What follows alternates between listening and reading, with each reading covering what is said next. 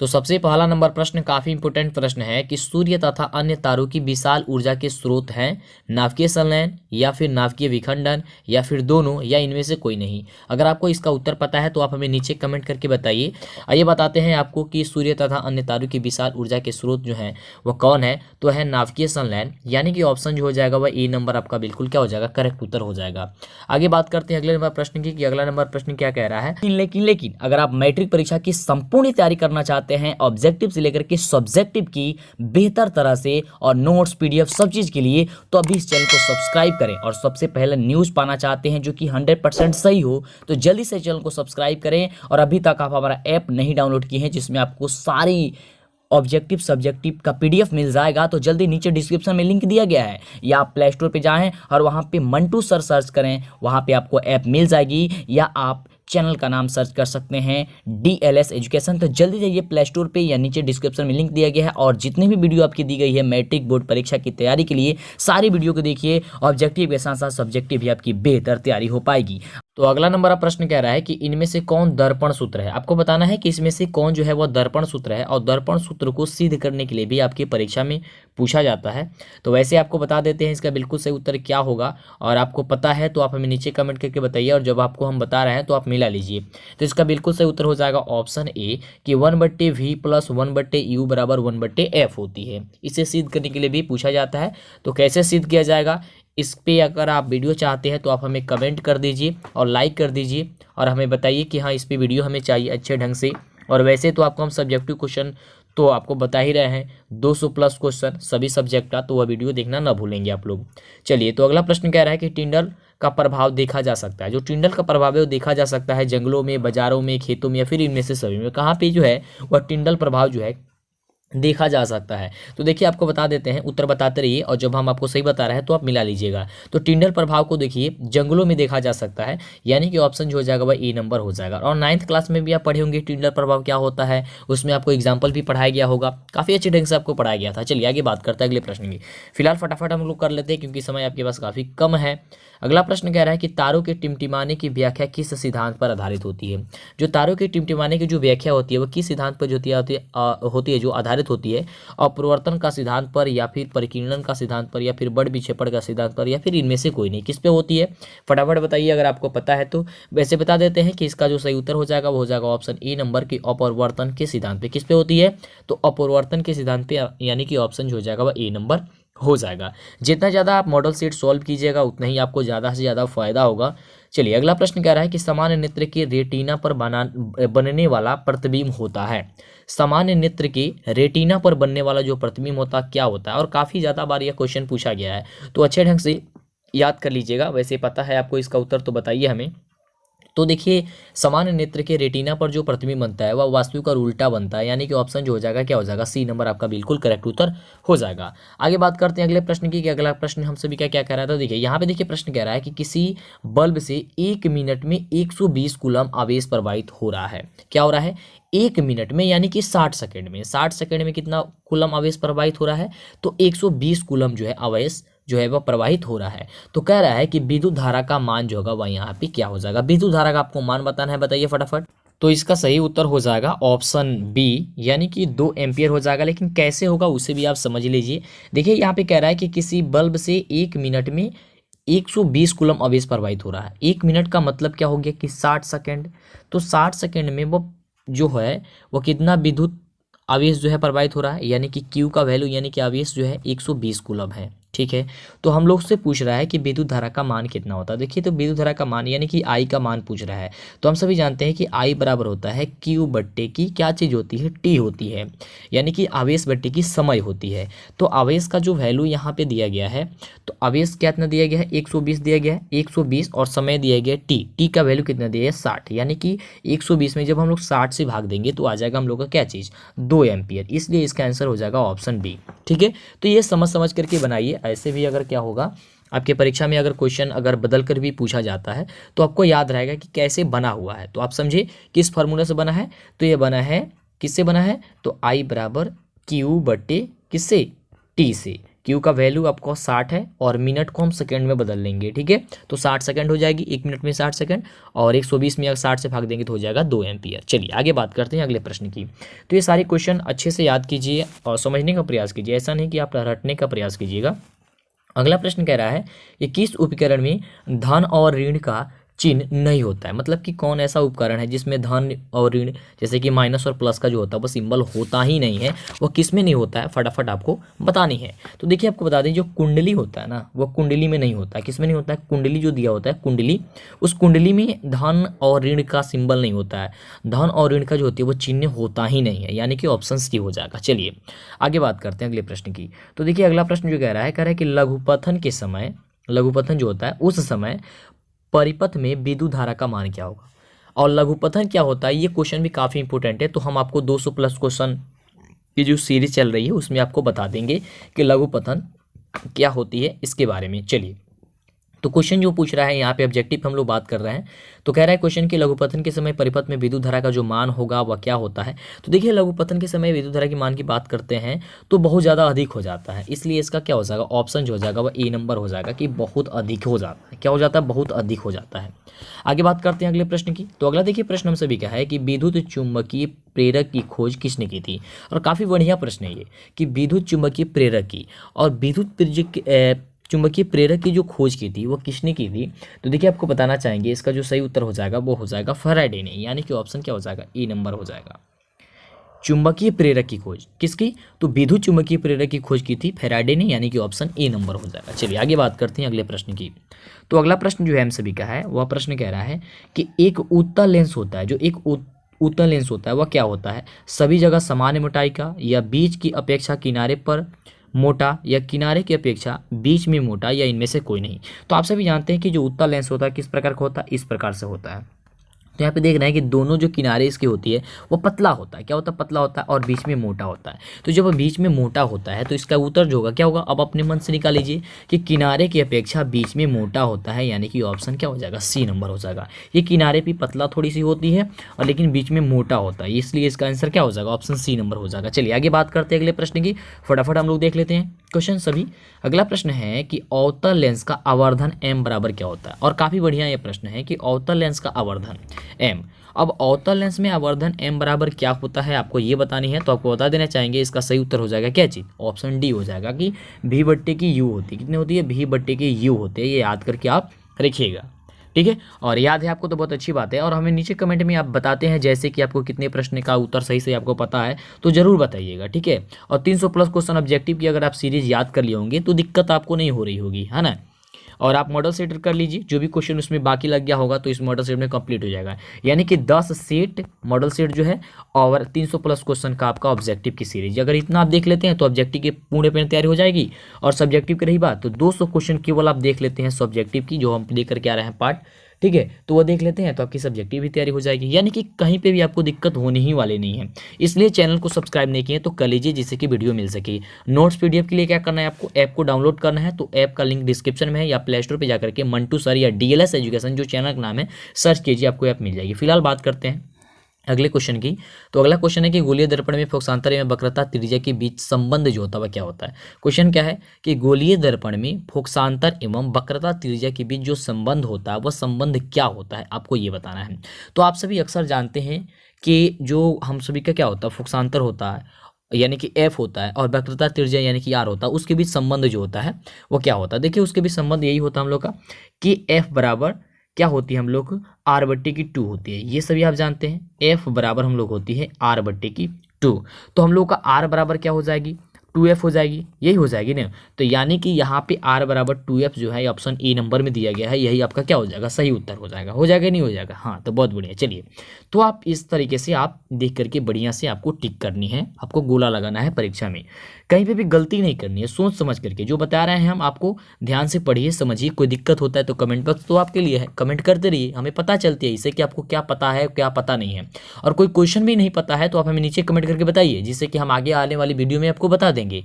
आप हमें बताइएगा तब तो हमको पता चलेगा ना कि आपको क्या नहीं आता है। वैसे तो हमको कुछ तो पता ही नहीं है क्योंकि आपसे मिल नहीं रहे हैं। मिलते टेस्ट आपका लेते ऐसे सामने सामने, है ना, आमने सामने जब हम रहते तो हमको पता चलता है कि आपको क्या पता और क्या पता नहीं। ऐसे तो पता नहीं है, तो आप हमें नीचे कमेंट में बताइएगा तब तो पता लगेगा ना। इसलिए कहते हैं बताइए, लाइक कीजिए, शेयर कीजिए फटाफट। अगला क्वेश्चन कह रहा है कि मानव नेत्र में, यानी कि मानव नेत्र में क्या होता है, किस प्रकार का लेंस, किसी प्रकार का लेंस नहीं होता है, या अवतल लेंस होता है, उत्तल लेंस होता है, या दर्पण होता है, क्या होता है बताइए मानव नेत्र में। तो देखिए मानव नेत्र की यदि हम बात करते हैं तो उसमें क्या होता है कि उत्तल लेंस होता है। कौन सा लेंस होता है, उसमें उत्तल लेंस होता है, यानी कि ऑप्शन जो हो जाएगा वो सी नंबर हो जाएगा। ओके, तो अगला नंबर आप प्रश्न कह रहा है कि मानव नेत्र वस्तु का प्रतिबिंब निम्न में से किस भाग पर बनाता है। जो मानव नेत्र होती है उस पर वस्तु का जो प्रतिबिंब बनता है वो कहाँ पे बनता है मानव नेत्र में, आपको बताना है कार्निया पे, आइरिस पे, रेटिना पे, या फिर पुतली पे। तो आपको पता ही है कि मानव नेत्र में जो प्रतिबिंब बनता है वो कहाँ बनता है, रेटिना पे बनता है, यानी कि ऑप्शन जो हो जाएगा वो सी नंबर हो जाएगा। चलते हैं अगले नंबर प्रश्न की ओर और देखते हैं अगला नंबर प्रश्न हमसे भी क्या कह रहा है।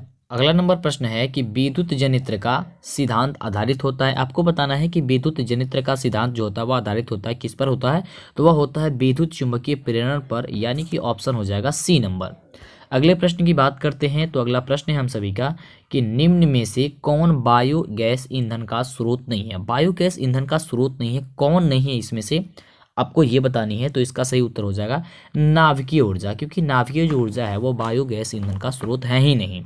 अगले प्रश्न की बात करते हैं तो अगला प्रश्न हम सभी का कि जीवाश्म ईंधन का उदाहरण है। जीवाश्म ईंधन का उदाहरण जो होता है वह क्या होता है, कोयला, लकड़ी, या फिर गोबर गैस, या फिर इनमें से कोई, इनमें से सभी। क्या होता है जीवाश्म ईंधन का उदाहरण, तो देखिए जीवाश्म ईंधन के उदाहरण की बात करते हैं तो वह होता है कोयला, यानी कि हो जाएगा ऑप्शन ए नंबर कि जीवाश्म ईंधन का उदाहरण कोयला होता है। अगले प्रश्न की बात करते हैं तो अगला प्रश्न हम जो भी का दिया गया वो कह रहा है एथेनॉइक अम्ल को सामान्यतः क्या कहा जाता है। एथेनॉइक अम्ल को सामान्यतः जो होता है वह क्या कहा जाता है, सिट्रिक अम्ल, एसिटिक अम्ल, या फिर बेंजोइक अम्ल, या फिर टार्टिक अम्ल, क्या कहा जाता है आपको ये बताना है। तो आंसर की बात करते हैं तो इसका जो आंसर हो जाएगा वो हो जाएगा कैसी, एस्टिक अम्ल। क्या होता है, एस्टिक अम्ल, यानी कि ऑप्शन बी नंबर। अगले प्रश्न की बात करते हैं तो अगला जो प्रश्न हम सभी का कह रहा है वह है कि भारतीय संगीत प्रणाली में संगीत के कितने सुर होते हैं। संगीत के कितने सुर होते हैं आपको ये बताना है। तो आप सभी जानते हैं कि संगीत के 7 सुर होते हैं, यानी कि ऑप्शन सी नंबर जो हो जाएगा वह क्या हो जाएगा, बिल्कुल करेक्ट उत्तर हो जाएगा। अगले हम प्रश्न की बात करते हैं तो अगला प्रश्न हम सभी का कि वायुरोधी बर्तनों में खाद्य सामग्री रखने में उपचयन की गति हो जाती है। बताना है कि वायुरोधी बर्तन में खाद्य सामग्री रखने से उपचयन की गति हो जाती है, धीमी होती है, तीव्र होती है, बराबर होती है, या अति तीव्र होती है, क्या होती है आपको ये बतानी है। तो इसका जो बिल्कुल सही उत्तर हो जाएगा वह, इसका बिल्कुल सही उत्तर क्या हो जाएगा, ऑप्शन ए नंबर हो जाएगा कि धीमी होती, क्या होती है, वायुरोधी, वायुरोधी बर्तन कह रहा है। तो वायुरोधी बर्तन में क्या होती है, धीमी होती है, यानी कि ऑप्शन ए नंबर हो जाएगा। अगले प्रश्न की बात करते हैं तो अगला प्रश्न हमसे भी है कि नीचे दिए गए जो अभिक्रिया दिया गया है इसका सही कथन क्या है कि 2Cu + O2 से बनता है 2CuO, या क्या है यहाँ पे बताना है आपको कि कॉपर का ऑक्सीकरण हो रहा है, या फिर कॉपर का अवकरण हो रहा है, या फिर कॉपर का नाइट्रेक्शन हो रहा है, या फिर ए और बी दोनों सही है। इसमें से क्या है आपको ये बतानी है। तो देखिए इसकी बात करते हैं तो इसमें से क्या है कि कॉपर का यहाँ पे ऑक्सीकरण हो रहा है। क्या हो रहा है, कॉपर का ऑक्सीकरण, क्योंकि देख रहे हैं यहाँ पे ऑक्सीजन जिसमें जुड़ जाता है उसे हम लोग ऑक्सीकरण कहते हैं। तो कॉपर में यहाँ पे क्या हो रहा है, ऑक्सीजन की क्या हो रही है, बढ़ोतरी हो रही है, यानी कि ऑक्सीजन आकर के इसमें जुड़ जा रहा है, यानी कि इस ऑप्शन जो हो जाएगा ए नंबर हो जाएगा। चलिए, और आपको बता दें कि ऑक्सीकरण का मतलब यही होता है कि ऑक्सीजन की वृद्धि होना, और अवकरण का मतलब होता है कि हाइड्रोजन की वृद्धि होना, यानी कि ऑक्सीजन की कमी होना। आगे बात करते हैं अगले प्रश्न की। अगला प्रश्न कह रहा है कि सिल्वर क्लोराइड का रंग जो होता है वह कैसा होता है। कई बार ये पूछा गया प्रश्न है कि सिल्वर क्लोराइड का रंग कैसा होता है, तो वो होता है श्वेत होता है, यानी कि हो जाएगा ऑप्शन क्या हो जाएगा, ए नंबर हो जाएगा। अगले प्रश्न की बात करते हैं तो अगला प्रश्न हमसे भी क्या कह रहा है कि समीकरण CaCO3 से जब बनता है या टूट करके CaO + CO2, यह किस प्रकार की समीकरण है आपको यह बतानी है। तो आप सभी को पता है कि जब बड़ा पदार्थ टूट करके 2 छोटे छोटे पदार्थों में बढ़ जाते हैं तो उसे हम लोग क्या कहते हैं, तो उसे हम लोग कहते हैं वियोजन कहते हैं। क्या कहते हैं, वियोजन कहते हैं, यानी कि ऑप्शन ही हो जाएगा। और जब 2 छोटे छोटे पदार्थ मिल करके, यानी कि 2 छोटे छोटे जब यौगिक होते हैं वह मिल करके एक बड़ी यौगिक का निर्माण कर देते हैं, उसे हम लोग कहते हैं संयोजन। लेकिन ये तो झूठ नहीं रहा है, ये एक बड़ा पदार्थ होकर के ये टूट जा रहा है, 2 छोटे छोटे में बढ़ जा रहा है, तो क्या हो जाएगा, वियोजन हो जाएगा। अगले प्रश्न की बात करते हैं तो अगला प्रश्न कह रहा है हम सभी क्या कि किसी लाल तप्त आयरन पर जलवाष्प प्रवाहित करने पर कौन सा यौगिक प्राप्त होता है। और काफी इंपोर्टेंट क्वेश्चन है कि किसी लाल तप्त आयरन पर जलवाष्प यदि हम प्रवाहित करते हैं तो कौन सा यौगिक जो होता है उससे ऊपर निकलता है। लाल तप्त किस पे, आयरन पे, है ना, उस पे गहराई। तो ध्यान से आपको समझनी है। तो इसका बिल्कुल सही उत्तर जो हो जाएगा वो क्या हो जाएगा, इसका हो जाएगा Fe3O4 होता है। क्या होता है, Fe3O4 होता है। कई बार बच्चे क्या करते हैं कि FeTO3 पर मार देते हैं, यानी कि ऑप्शन बी पे करता है। ऑप्शन बी नहीं होगा, ऑप्शन सी नंबर होगा, Fe3O4 होगा। ओके, चलिए आगे बात करते हैं अगले प्रश्न की। तो अगला प्रश्न कह रहा है कि हमारे शरीर में पीएच कितने परास के बीच कार्य करता है। और आपको 300 प्लस ऑब्जेक्टिव क्वेश्चन वाले सीरीज में भी ये क्वेश्चन को हमने बताया था काफ़ी अच्छे से कि यह क्वेश्चन काफ़ी इंपॉर्टेंट है। तो फटाफट आप बताइए कि हमारे शरीर में पीएच कितने परास के बीच जो होता है वो क्या करता है, कार्य करता है। तो वो जो कार्य करता है वह 7.0 से लेकर के 7.8 के बीच कार्य करता है। यानी ऑप्शन जो दिया गया है वो बी नंबर क्या हो जाएगा, बिल्कुल करेक्ट उत्तर हो जाएगा। क्या हो जाएगा, ऑप्शन बी नंबर बिल्कुल सही हो जाएगा। अगले क्वेश्चन की बात करते हैं। और ये भी क्वेश्चन आपको बताए थे कि बेकिंग पाउडर का अणु सूत्र क्या होता है, और बोले थे भी कि आपको यह काफ़ी इंपॉर्टेंट क्वेश्चन है। और देखिए इस मॉडल पेपर में भी आ गया कि बेकिंग पाउडर का जो अणु सूत्र होता है, वह बेकिंग पाउडर का अणु सूत्र जो होता है वह कितना होता है, मतलब कि क्या होता है, कितना नहीं मतलब क्या होता है। तो इसका होता है क्या चीज़, NaHCO3। NaHCO3 होता है, आपको बताए थे। यानी कि ऑप्शन क्या हो जाएगा, सी नंबर हो जाएगा। क्या हो जाएगा, ऑप्शन सी। अगले प्रश्न की बात करते हैं। तो अगला प्रश्न हमसे भी क्या कि निम्न में से कौन जो है आयनिक यौगिक है। इसमें से आयनिक यौगिक बताना है आपको कि आयनिक यौगिक इसमें से कौन है। तो देखिए यदि आयनिक यौगिक की बात करते हैं तो इसमें आयनिक यौगिक जो हो जाएगा वह क्या होगा, ये होगा CaCl2 होगा। यानी ऑप्शन जो सी नंबर दिया गया है वो एक प्रकार की आयनिक यौगिक है। कौन सा यौगिक है, या आयनिक यौगिक है। अगले प्रश्न की बात करते हैं। तो अगला प्रश्न हम सभी क्या है कि निम्न में से कौन सा पदार्थ ऑक्सीजन से संयोग नहीं करता है। वह कौन ऐसा पदार्थ होता है जो ऑक्सीजन से संयोग नहीं करता है। और अक्सर यह प्रश्न जो है तो आपका परीक्षा में पूछा जाता है। तो क्या होगा इसका बिल्कुल सही उत्तर, तो हो जाएगा गोल्ड। गोल्ड जो होता है वह ऑक्सीजन से संयोग करता ही नहीं है। क्या करता है, वो संयोग नहीं करता है। अगले प्रश्न की बात करते हैं। 29 नंबर प्रश्न कह रहा है कि शुद्ध सोना को व्यक्त किया जाता है, जो शुद्ध सोना होता है व्यक्त किया जाता है। तो काफ़ी आसान प्रश्न है कि 24 कैरेट में व्यक्त किया जाता है। और यही सभी प्रश्न देखिए पूछा जाता है, काफ़ी आसान प्रश्न पूछा जाता है। लेकिन आसान क्वेश्चन में बच्चे क्या करते हैं, अक्सर गलती कर देते हैं। अगला प्रश्न कह रहा है कि वायुमंडल में CO2 गैस की उपस्थिति कितनी होती है, मतलब कितनी है। वायुमंडल में CO2 जो गैस है उसकी उपस्थिति जो है वो कितनी है। तो आपको पता है कि वायुमंडल में, आपको पता ही है कि वायुमंडल में CO2 गैस की जो उपस्थिति है वो कितनी उपस्थिति है, तो 0.03% है। यानी कि ऑप्शन जो हो जाएगा वो सी नंबर आपका हो जाएगा। कितनी है, 0.03% है। चलिए आगे बात करते हैं अगले प्रश्न की। तो अगला प्रश्न हमसे भी क्या कि सल्फ्यूरिक अम्ल का अणु सूत्र क्या होता है। और काफ़ी बढ़िया प्रश्न है आपको। उस वाले वीडियो में, इसके पीछे वाले वीडियो में जो 300 प्लस क्वेश्चन का सीरीज चली थी उसमें भी आपको बताया थे कि सल्फ्यूरिक अम्ल का अणु सूत्र आप याद कर लीजिएगा। तो सल्फ्यूरिक अम्ल का अणु सूत्र आप लोग तो याद कर ही लिए होंगे, तो नीचे आप हमें बताते रहिए। तो इसका बिल्कुल सही हो जाएगा H2SO4 हो जाएगा। क्या हो जाएगा, H2SO4, यानी कि हो जाएगा ऑप्शन नंबर बी नंबर इसका बिल्कुल करेक्ट हो जाएगा। अगले प्रश्न की बात करते हैं। तो अगला जो प्रश्न दिया गया कह रहा है कि कार्बोसिक्लिक एसिड समूह कौन है। कार्बोसिक्लिक जो एसिड समूह होता है वह कौन समूह है, आपको ये बताना है। तो देखिए कार्बोसिक्लिक एसिड की यदि बात करते हैं तो कार्बोसिक्लिक एसिड इसका क्या हो जाएगा, ऑप्शन हो जाएगा बी नंबर कि बॉन्ड COOH हो जाएगा। क्या हो जाएगा, बॉन्ड COOH हो जाएगा। ओके, चलिए आगे बात करते हैं अगले प्रश्न की। अगला प्रश्न कह रहा है कि ओजोन के एक अणु में ऑक्सीजन के परमाणु की संख्या कितनी होती है। ओजोन के एक अणु में ऑक्सीजन के परमाणुओं की संख्या कितनी होती है, आपको ये बतानी है। तो देखिए ओजोन के एक अणु में परमाणु की जो संख्या होती है वो होती है 3, यानी कि हो जाएगा क्या चीज़, ऑप्शन सी। अगले प्रश्न की बात करते हैं। तो अगला प्रश्न कह रहा है कि आवर्त सारणी में कितने आवर्त होते हैं। जो आवर्त सारणी होती है उसमें कितने आवर्त, आवर्त का मतलब होता है 36 पंक्तियाँ कितनी होती है। तो कितनी होती है आपको ये बतानी है। तो देखिए वो होती है 7 होती है। तो याद करके रखिएगा, कई बार पूछा गया है यह प्रश्न, याद करके रखिएगा। चलिए 7 होती है और वर्ग पूछा जाएगा तो 18 होती है। अगला प्रश्न कह रहा है, काफ़ी बढ़िया प्रश्न है कि नर युग्मक तथा मादा युग्मक के संयोग से बनता है। नर युग्मक तथा मादा युग्मक के संयोग से क्या बनता है जी, आपको तो पता ही है क्या बनता है, जाइगोट बनता है। ऑप्शन ए नंबर हो जाएगा, क्या बनता है, जाइगोट बनता है। ठीक है, चलिए अगले प्रश्न की बात करते हैं। अगला प्रश्न कह रहा है कि किस जीव को जीनी संरचना कहलाता है। किस जीव की जीनी संरचना कहलाता है, आपको ये बतानी है।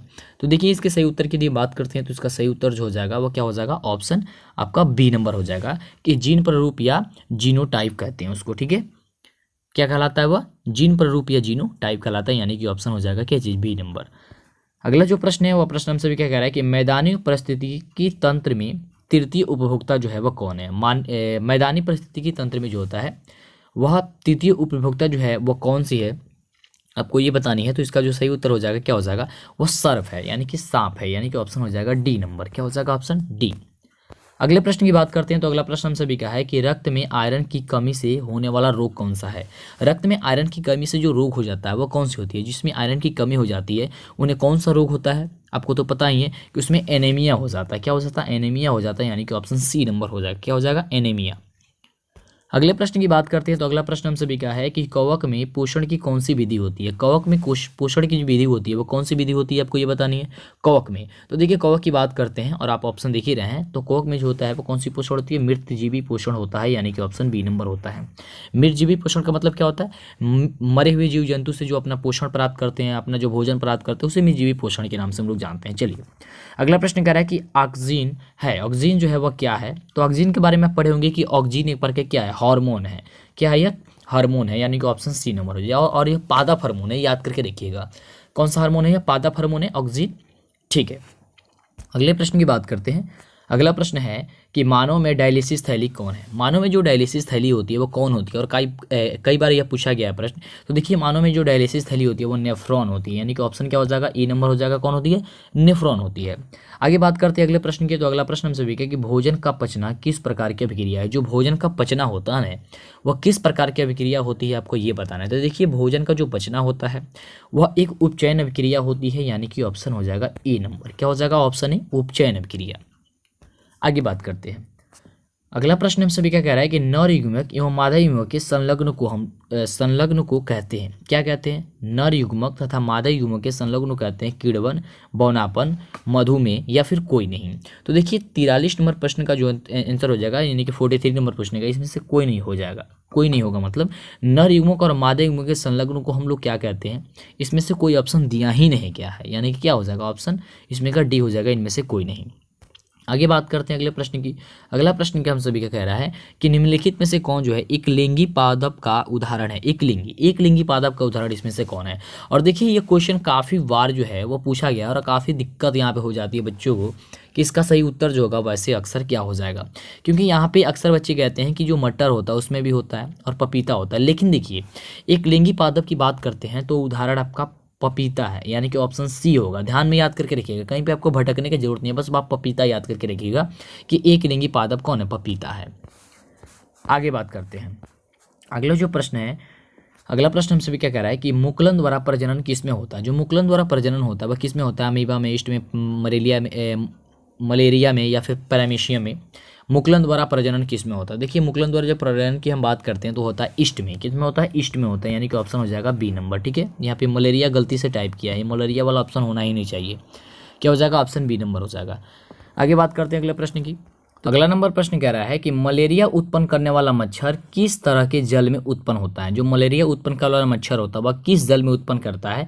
और देखिए, अगला नंबर प्रश्न पूछ रहा है कि डेंगू उत्पन्न करने वाला मच्छर किस तरह के जल में उत्पन्न होता है। तो दोनों क्वेश्चन का आंसर बढ़िया से सुन लीजिए, समझ लीजिए, क्योंकि अक्सर बच्चे क्या करते हैं, इसमें बड़ा गलती करते हैं और अक्सर यह परीक्षा में क्वेश्चन पूछा जाता है ताकि बच्चे गलती करें। तो समझ लीजिए, आप गलती नहीं कीजिएगा। देखिए, अगर पूछा जाएगा मलेरिया उत्पन्न करने वाला मच्छर, तो मलेरिया जो उत्पन्न करने वाला मच्छर होता है वह गंदा जल में होता है। किस में होता है, गंदा जल में। डेंगू उत्पन्न करने वाला जो मच्छर होता है वह साफ जल में होता है। साफ और ठहराव जो जल होता है, जो स्वच्छ जल होता है, उसमें डेंगू उत्पन्न होता है, यानी कि ऑप्शन ए होगा।